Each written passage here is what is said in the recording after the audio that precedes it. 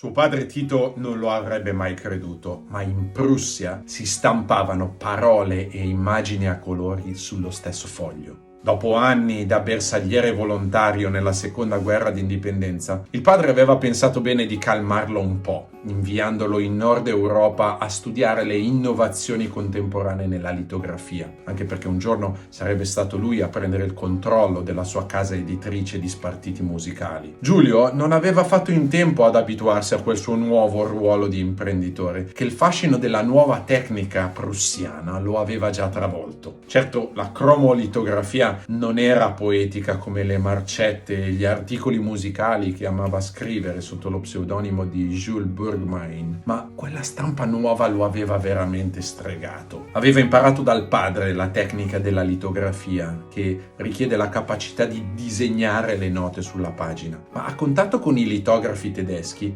era rimasto folgorato dalla possibilità di collocarvi immagini e parole a colori. Forse un giorno, oltre alla pubblicazione degli spartiti musicali, quella nuova tecnica gli sarebbe servita a costruire cartelloni sonori su una pagina, magari come avvertimento per le opere di Verdi. Al suo ritorno a Milano, Giulio era cambiato. Dopo il viaggio in Germania, aveva finalmente abbracciato il business del padre, pur continuando a cercare nuovi spazi di influenza nel mondo del melodramma. Ci lavorerà per 25 anni dietro le quinte della Scala, promuovendo e pubblicando le opere di Verdi, conoscendo, rivoltando e addomesticando la scena musicale milanese nel secondo Ottocento. Fu nel 1888, quando suo padre morì, che si trovò improvvisamente in mano il timone dell'azienda. 4 anni prima aveva scoperto un compositore promettente, tal Giacomo Puccini da Lucca, pubblicando i suoi libretti, ma il padre non era stato incline a entrare nel business della promozione delle opere o dei talenti emergenti. 3 anni prima era riuscito a creare le officine grafiche Ricordi, una sezione grafica del business, ma il padre non era mai stato del tutto convinto di sviluppare affari nell'ambito della cartellonistica. Fu dopo la sua morte che Giulio ritornò con la mente al suo viaggio di ventenne in Prussia e decise di rintracciare gli artigiani che gli avevano mostrato le meraviglie della cromolitografia. Fu dopo la sua morte che Giulio decise di assumere un direttore artistico alle sue officine grafiche, il coreografo e scenografo Adolfo Hohenstein. Lo aveva conosciuto alla Scala, dove lavorava come costumista, e subito il disegnatore viennese si rivelò il suo asso nella manica per cambiare la rotta dell'azienda. In parallelo all'attività editoriale, Ricordi iniziò infatti a sviluppare l'idea di produrre manifesti per la promozione delle opere che venivano rappresentate alla Scala di Milano. Fu nel 1889 che Hohenstein disegnò per lui il primo, per promuovere Edgar, la seconda opera del giovane Puccini. Il successo non arrivò subito, né per lui né per Puccini. Per entrambi venne solo qualche anno più tardi, nel 1895, grazie alla paziente fiducia di Ricordi e soprattutto grazie alla Bohème. Hohenstein disegnò un'immagine promozionale dell'opera pucciniana, la terza ma il suo primo capolavoro, rompendo la superficie piatta del cartellone e anticipando nella sua costruzione visuale non solo l'atmosfera dell'opera, ma anche l'impressione uditiva ed estetica che avrebbe avuto su uno spettatore. Attraverso la cromolitografia, Hohenstein disegnò un trailer visivo, un'istantanea emozionale dell'opera.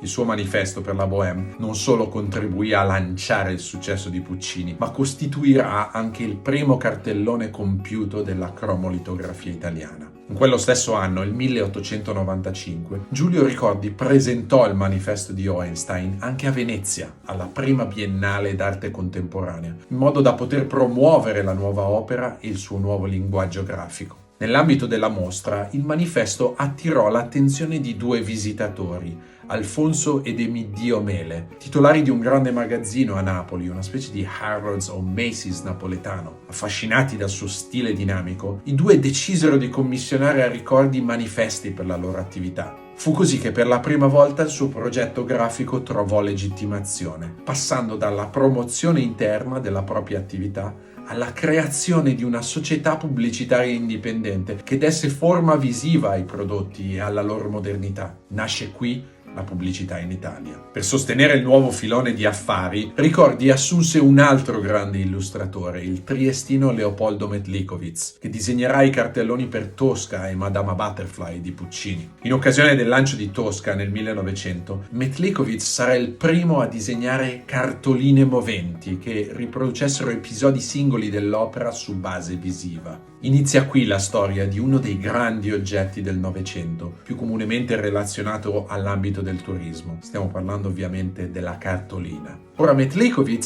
fu anche maestro e mentore di un altro grande giovane talento triestino, l'illustratore Marcello Dudovic, che per Ricordi, negli anni successivi, darà forma compiuta alla serie di manifesti per la napoletana Mele. Nelle opere di Hohenstein, Metlikovic e Dudovic, come in quelle di Aleardo Villa, che cercò di portare in Italia i modelli francesi di Jules Chéret e Alphonse Mucha, il linguaggio dei manifesti Ricordi si sviluppò come una forma di rappresentazione teatrale dei prodotti e come una piattaforma sinestetica che riproducesse suoni, odori, gusto e tatto attraverso le immagini e i colori. Il forte legame di Ricordi col melodramma spiega l'emozionalità dei suoi manifesti e la sua influenza sul tono preminentemente teatrale della successiva cartellonistica novecentesca. Che la pubblicità italiana nasca dalla cultura operistica si può vedere anche oggi in gran parte del linguaggio promozionale contemporaneo. Basti guardare i cartelloni palcoscenici di qualunque aeroporto italiano per capirlo. Il rapporto di Ricordi con il melodramma e in particolare con la Scala non si esaurisce al suo lavoro di pubblicazione degli spartiti, al suo scouting di nuovi talenti e allo sviluppo di un nuovo linguaggio promozionale per la performance, ma si lega anche a un episodio particolare che lo ha visto coinvolto un anno prima della sua morte, nel 1912. Nel maggio del 1911 l'antiquario Jules Sambon aveva messo all'asta la sua collezione di cimeli del teatro. Ettore Modigliani, direttore della Pinacoteca di Brera, Arrigo Boito, librettista e compositore, e Ludovico Pogliaghi, scultore della Porta del Duomo, avevano messo gli occhi sulla sua collezione per farne un museo, fino a che un'offerta enorme del milionario americano JP Morgan non aveva bloccato il progetto. Fu grazie alla mediazione di Ricordi che i milanesi raccolsero i fondi necessari per pareggiare l'offerta. Fu grazie al suo intervento che Morgan si ritirò dalla competizione e fu grazie alla sua iniziativa che nacque il Museo del Teatro alla Scala, nella sede dell'antico Casino Ricordi. Ancora oggi, davanti al museo, trovate la statua di Giulio Ricordi, che gli fu dedicata nel decennale della sua morte. La figura imprenditoriale di Ricordi rappresenta il contrario di un'Italia statica, radicata in forme antiche, e incarna invece la vitalità di una tradizione che si fa dialogo creativo coi tempi. L'eredità di Ricordi sta proprio nel desiderio di toccare la musica come cosa viva, attraverso la trasformazione degli spartiti in oggetti dinamici, nella costruzione di un museo che parli attraverso gli oggetti dei grandi e nella trasfigurazione di uno spettacolo grandioso come l'opera in una immagine parlante. Grazie mille di aver guardato questo episodio. Se vi è piaciuta questa presentazione, vi invito a iscrivervi a questo canale YouTube o alla newsletter sulla pagina www.italianinnovators.com per ricevere le notifiche di nuovi episodi. Potete anche seguirmi sul mio profilo LinkedIn o su Instagram @italianinnovators per ulteriori materiali sullo show. Grazie ancora, arrivederci, alla prossima.